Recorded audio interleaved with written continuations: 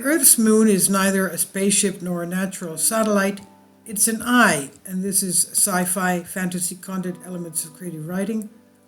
A few years ago, Linda Moulton Howe, well known in the field of ufology, an award-winning researcher and journalist, gave an interview which was released on video entitled "The Moon is an Intelligent Machine That Sees Everything."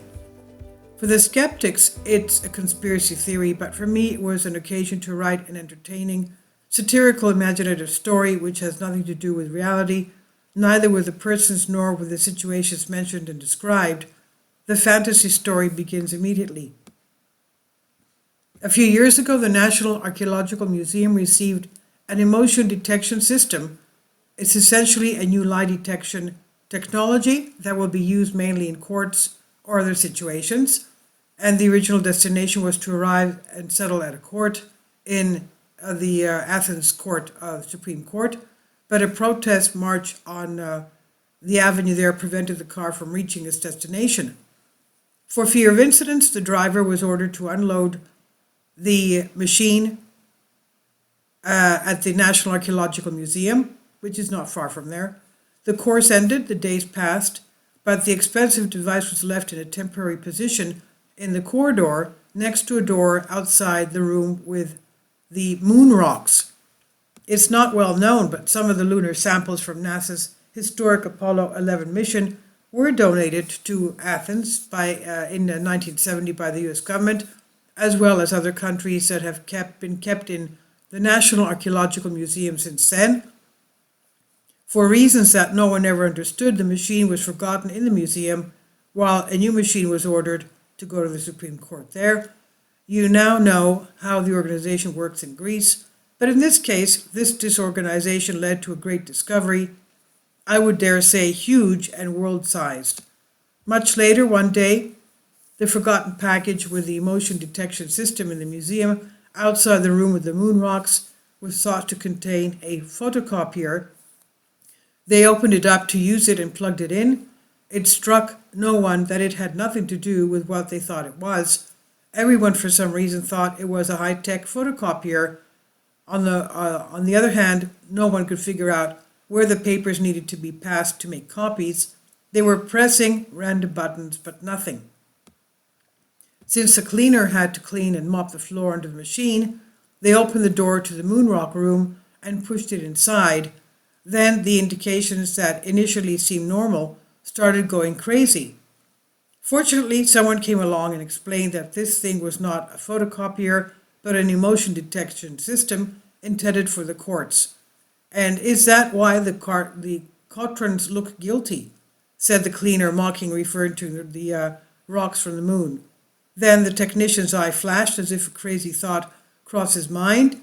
He informed the director of the museum and the Athens Observatory and the Viannidis Foundation, better known as the Planetarium of Athens, and eventually the director of NASA was informed as well.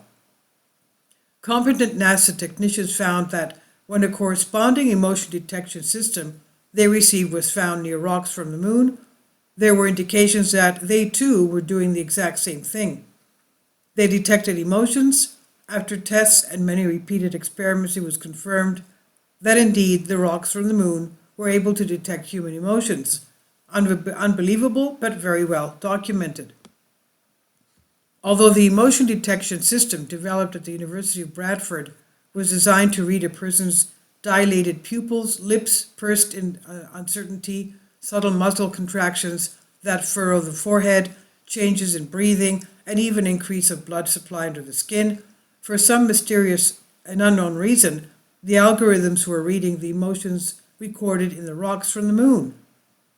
In no other rock from Earth has anything like this been detected.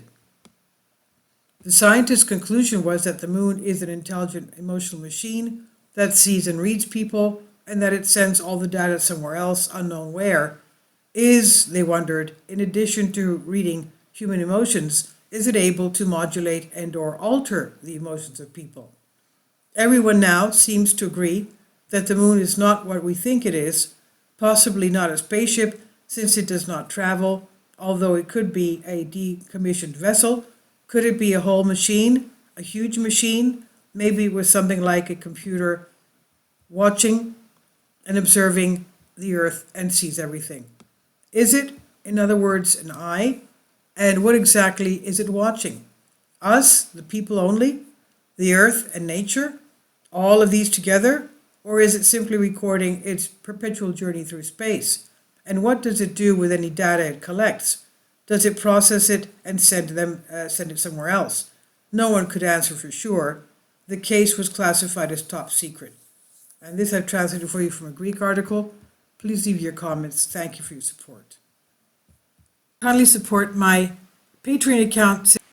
The daily posts are 5 videos daily, and they are totally different from what I have on my YouTube channel. Thank you so much for your support and that you find all my content so interesting. You'll find the Patreon account details in the description box below.